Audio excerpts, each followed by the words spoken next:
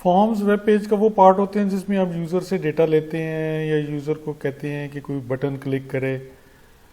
Applications में जो web based applications है उसमें डेटा डिस्प्ले भी किया जाता है, फिर यूज़र फीड भी करता है और उसको सेव भी किया जाता है, और यूज़र किसी भी किस्म की रिक्वेस्ट कर सकता है, तो उसके लिए फॉर्म यूज़ करते हैं। तो हम आज देखते हैं कि जी फॉर्म्स कैसे बनाने हैं। उसके लिए हम अपनी किसी भी जगह पे आ जाते हैं, इधर आ जाते हैं हम, और एक सिंपल सा फॉर्म बनाते हैं। Form name is equal to form1 method is equal to get और action is equal to form1.php, और अगेन इसको भी हम क्लोज कर देते हैं। ये हमारी फॉर्म की डेफिनेशन होगी। अब इसके अंदर हम डालते हैं कुछ इनपुट कॉलम्स डालते हैं। इसमें हम कह देते हैं योर फुल नेम, और input type is equal to text, name is equal to full name, और br का टैग लगा दिया हमने, और योर फोन नंबर, और input type is equal to text, name is equal to phone, और फिर हमने br का टैग लगा दिया, और इधर हमने एक बटन लगा दिया। Input type is equal to submit, और name is equal to action, value is equal to send. और इसको हमने सेव कर दिया। अब हम देखते हैं कि ये हमारा फॉर्म कैसे नज़र आता है।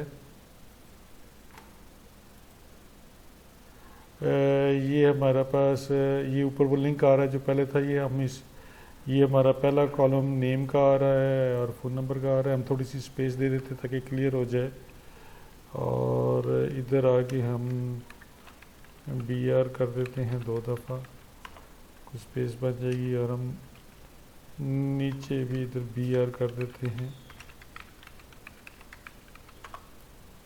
और इसको सेव कर देते हैं, रिफ्रेश कर देते हैं। तो अब आपके पास ये हमने जो 3 इनपुट टाइप्स डिफ़ाइन की थी, फुल नेम, फ़ोन नंबर और फिर सेंड का बटन हमने डिफ़ाइन किया था, वो हमारे पास इधर विजिबल हो गए। तो अब यूज़र इसमें अपना नाम डाल सकता है, फ़ोन नंबर डाल सकता है और सेंड करेगा। तो ये डेटा कहाँ जाएगा? ये डेटा हमने इधर एक form1.php फाइल बताई है, और ये उसमें डेटा, वो उस फाइल को ये डेटा पास हो जाएगा, और उस फाइल से हम इसको डेटाबेस में स्टोर कर सकते हैं या कुछ भी कर सकते हैं। हम form1.php क्रिएट करते हैं,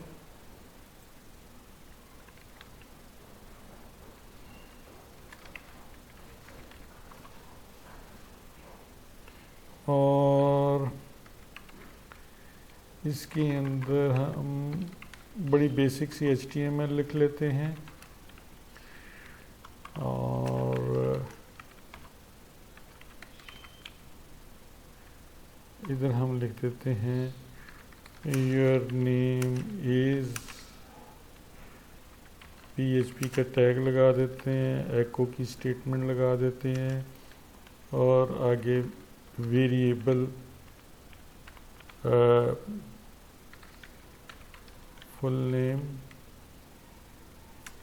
और PHP को क्लोज कर दिया, और br का टैग लगा दिया, और योर फोन इज़, फिर हमने ये स्टेटमेंट लगाई, और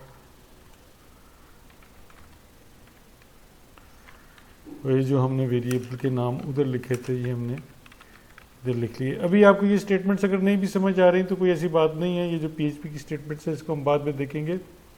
लेकिन ये अब हमने अपना एक form1.php बना दी है, और ये हमारी HTML की फाइल है। और अब हमने जो है ये इसको रिफ़्रेश किया, और इधर मैंने डाल दिया अरमगान साकिब, और कुछ भी इधर डाल दिया मैंने और मैंने सबमिट किया। तो ये क्या आप देख रहे हैं कि उसको सबमिट किया है तो मैंने form1.php रन हो गई है और उसमें हमारे स्क्रिप्ट ने ये वैल्यूज़ पास कर दी, हम यूआरएल में देख रहे हैं और इसने हमारे स्क्रिप्ट ने ये जनरेट कर दिया। अच्छा, अब इसमें आप ये देखें कि ये इधर मेथड गेट लिखा आ रहा है। गेट का मतलब ये इसकी जगह पे पोस्ट भी आ सकता है। दोनों में फ़र्क क्या है वो मैं आपको बताता हूँ। हम गेट लिख के अगर हम सबमिट करते हैं तो ये यूआरएल में सारा डेटा आ जाता है, लेकिन अगर हम पोस्ट लिखेंगे तो यूआरएल में डेटा नहीं आएगा। उसको तरीका ये है कि हम इसको एक और कॉपी बना लेते हैं इस फॉर्म की और इधर कर लेते हैं और इधर भी BR लगा देते हैं और इसकी जगह पे पोस्ट लिख देते हैं।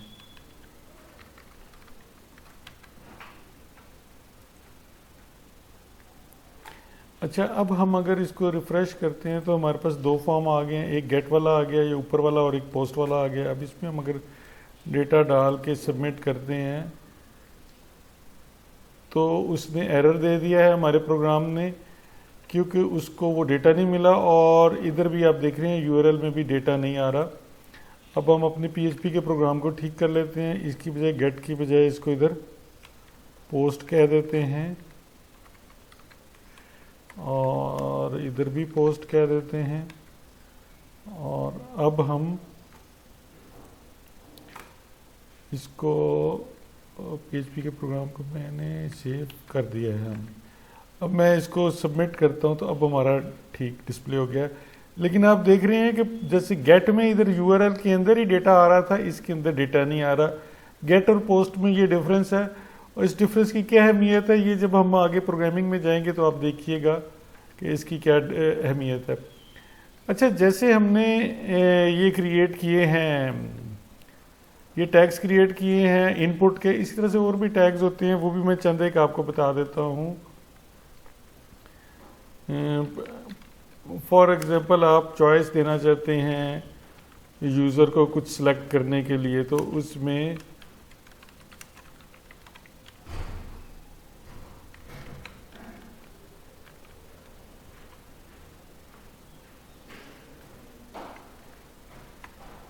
इस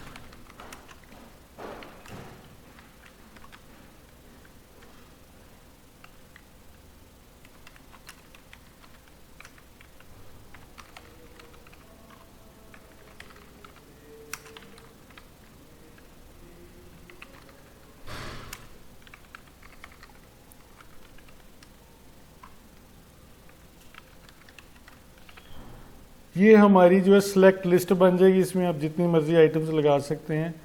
ये आप देख रहे हैं कि ये सिलेक्ट से शुरू हुआ और स्लैश सिलेक्ट से ख़त्म हो गया और इसके अंदर जो वैल्यूज़ हैं ऑप्शन के साथ इस तरह से हमने दे दी। तो इसको अगर हम अपने पेज को इधर रिफ़्रेश करें तो ये आपके पास ऐसे आ जाएगा। इसमें अब जितनी मर्जी इस तरह से आइटम्स डाल सकते हैं। इसी तरह आपने अगर ये सेंड का बटन इसके साथ इसलिए आ गया है क्योंकि हमने इसके एंड पे BR नहीं लगाया था। अब हमने BR लगा दिया है तो रिफ़्रेश करते हैं तो सेंड का बटन नीचे आ जाएगा।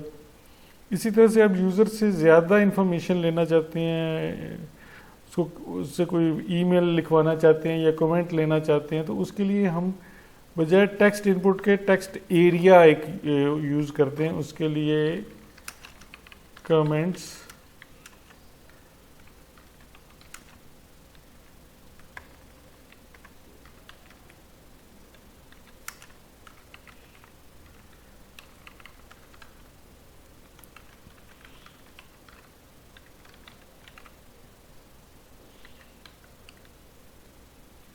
और इसको हमने सेव कर दिया और हमने इसको रिफ़्रेश करेंगे तो ये हमारे पास टेक्स्ट एरिया आ गया है और इसको हम जितना मर्ज़ी बड़ा भी कर सकते हैं और बाय डिफ़ॉल्ट ये इस साइज़ में आ रहा है। अच्छा, इसको भी हम BR लगा देते ताकि नई लाइन पे आ जाए। और एक चेंज हम इसमें और कर लेते हैं, rows equal to 10 columns is equal to 50।